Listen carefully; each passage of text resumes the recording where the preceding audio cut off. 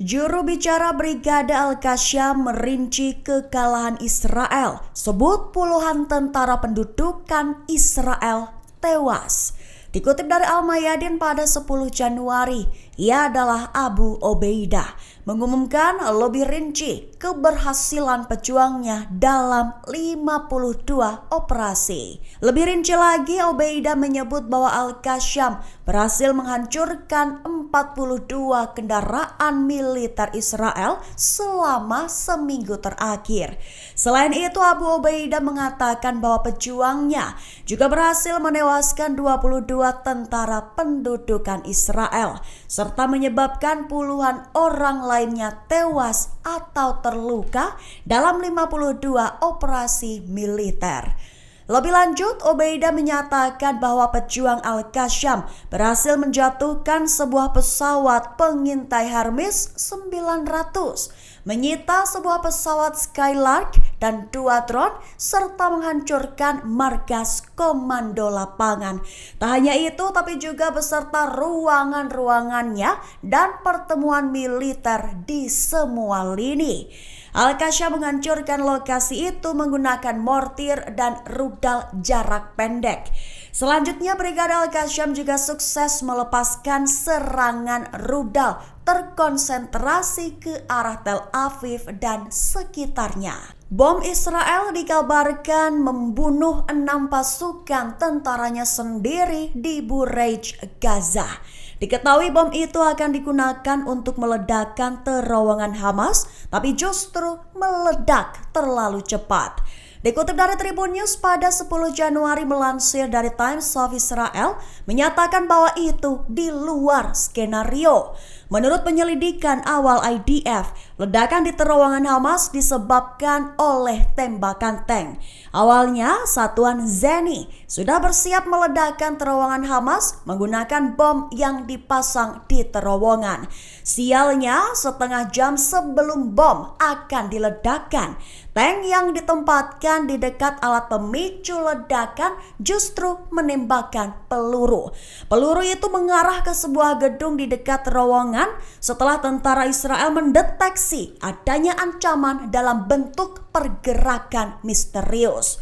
Hasil penyelidikan menyebutkan salah satu peluru mengenai tiang listrik dan mengaktifkan sistem pemicu ledakan. Sehingga hal itulah yang membuat bom-bom yang telah dipasang di terowongan Hamas meledak dengan dahsyat. Padahal para anggota Zeni Israel masih bekerja di dalam terowongan untuk mempersiapkan penghancuran. Hizbullah dikabarkan mulai balaskan dendam kematian tokoh kunci Hamas dan komandan Hizbullah. Drone Hizbullah berhasil diterbangkan dan berhasil menghancurkan markas komando Israel di wilayah Safad, utara Israel. Dikutip dari Tribun News pada 10 Januari melansir dari Al Arabiya, menyatakan bahwa serangan itu adalah upaya balas dendam. Balaskan dendam kematian tokoh kunci Hamas bernama Saleh Al-Arori dan satu komandan Hizbullah bernama Wissam Al-Tawil.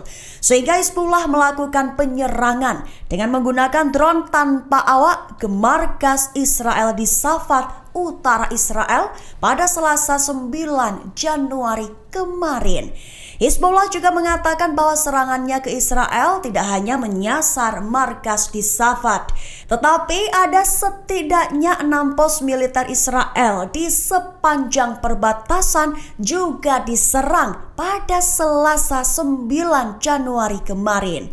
Namun di satu sisi, juru bicara militer Israel pun mengakui adanya serangan di markas di bagian utara negaranya. Namun, ia tidak menjelaskan secara detail terkait lokasi dan akibat penyerangan tersebut. Setidaknya, satu drone milik Hizbullah yang mendarat di dalam area pangkalan Safad timbul asap akibat ledakan. Para aktivis seluruh dunia siap gelar hari aksi untuk peringati menjelang 100 hari genosida Israel di jalur Gaza. Dikutip dari Tribun News pada 10 Januari, dikabarkan bahwa aksi itu akan dilangsungkan pada 13 Januari 2024 mendatang. Inisiatif tersebut diorganisir oleh kelompok advokasi yang berbasis di Inggris. Mereka mengatakan bahwa demonstrasi itu akan berlangsung pada hari ke-99 serangan Israel di Gaza. Bertujuan untuk memobilisasi orang untuk menuntut gencatan senjata permanen dan diakhirinya serangan Israel di wilayah yang diperangi. Pawai direncanakan di puluhan kota di berbagai negara, termasuk Inggris, Amerika Serikat, Kanada, Prancis, Jerman, Swiss, Denmark, Afrika Selatan, Nigeria, Ghana, Jepang, Indonesia, Korea Selatan, Australia, Brazil, Yordania, Turki, dan beberapa negara lainnya. Disebutkan bahwa semakin banyak kota yang bergabung dalam aksi global tersebut mencerminkan komitmen bersama untuk mengakhiri kekerasan di Gaza. Ia menambahkan bahwa realitas suram di Gaza menggarisbawahi kebutuhan mendesak akan perhatian internasional. Tak hanya itu, tapi juga bantuan kemanusiaan dan upaya bersama untuk mencapai resolusi konflik yang adil dan abadi.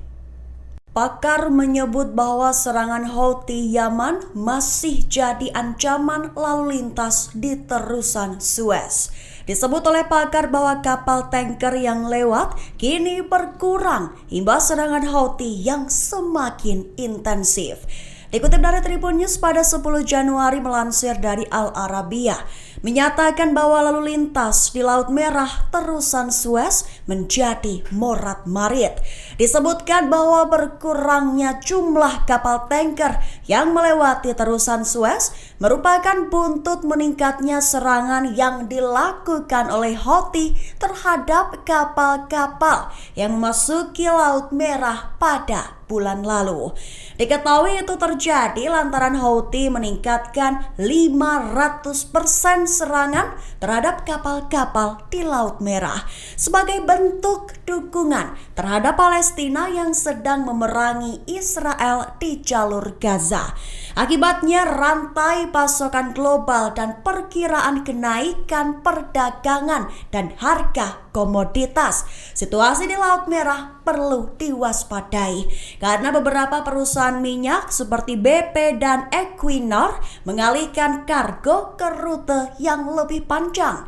Selain itu, ahli mengatakan bahwa peningkatan biaya pengiriman mungkin akan meningkatkan ekspor minyak mentah Amerika Serikat ke beberapa pembeli Eropa. Bongkar perlakuan tentara Israel kepada jurnalis Palestina dijadikan sasaran pemukulan dan penyiksaan. Dikutip dari News Arab pada 10 Januari, ia adalah Dia Al-Khalud, seorang jurnalis dan menjadi satu sosok yang dibebaskan pasukan Israel pada 9 Januari kemarin. Ia disebut ditangkap tanpa tuduhan dan ditahan selama beberapa minggu. Pada 7 Desember lalu, tentara Israel menahan Khalud bersama sejumlah warga Palestina lainnya dari kota Beit Lahia di utara Gaza. Setelah dibebaskan, Khalud berbicara kepada sumber tentang momen penahanannya. Ia mengatakan bahwa perlakuan tentara Israel terhadap dirinya sendiri dan warga Palestina lainnya yang ditahan adalah sangat keras dan sulit. Ia menyatakan bahwa tentara Israel mengejek jurnalis, mulutnya disumbat dengan selotip. Tak sebatas itu, ia bahkan juga menyatakan bahwa dirinya menjadi sasaran pemukulan dan penyiksaan beberapa kali, terutama oleh agen Shin Bet. Ia pun menyebutkan satu teknik bernama Syabah, sebuah metode penyiksaan di mana tangan tahanan digantung selama berjam-jam atau bahkan berhari-hari. Khalud mengatakan bahwa ia telah menghabiskan 25 dari 33 hari penahanannya dengan terpaksa tetap dalam posisi berlutut. Ia menambahkan bahwa kondisi yang ia dan warga Palestina lainnya alami tidak manusiawi dan mereka juga menghadapi pelecehan dan penghinaan tidak langsung dari tentara Israel. Inggris dikabarkan khawatir akan nasib Israel soal langgar hukum internasional. Lantaran menurutnya upaya genosida di jalur Gaza hingga kini pun masih berlanjut. Dikutip dari Al Jazeera pada 10 Januari, kekhawatiran itu diungkap oleh Menteri Luar Negeri Inggris David Cameron kepada Komite Urusan Luar Negeri Parlemen Inggris pada Selasa 9 Januari kemarin. Ia mengatakan bahwa beberapa hal yang ia lihat selama perang di wilayah Palestina yang terkepung sangatlah memprihatinkan. Sehingga secara tidak langsung, Cameron juga khawatir bahwa perang Israel di Gaza mungkin termasuk pelanggaran hukum internasional. Ia menambahkan bahwa selalu ada tanda tanya mengenai apakah suatu insiden melanggar hukum internasional dan pengacara akan memeriksa serta memberi nasihat kepadanya. Lanjutnya, sejauh ini saran yang diberikan adalah Israel mempunyai komitmen, kemampuan, dan kepatuhan terhadap hukum internasional. Namun, dalam banyak kesempatan hal itu juga dipertanyakan. Sebatas informasi akhir saja, Inggris berkali-kali menegaskan kembali dukungannya terhadap Israel dan mendukung haknya untuk mempertahankan diri melawan Hamas. Namun juga meminta militer Israel untuk menahan diri dan bertindak sesuai hukum internasional dalam serangannya di Gaza. Download Tribun X sekarang, menghadirkan lokal menjadi Indonesia.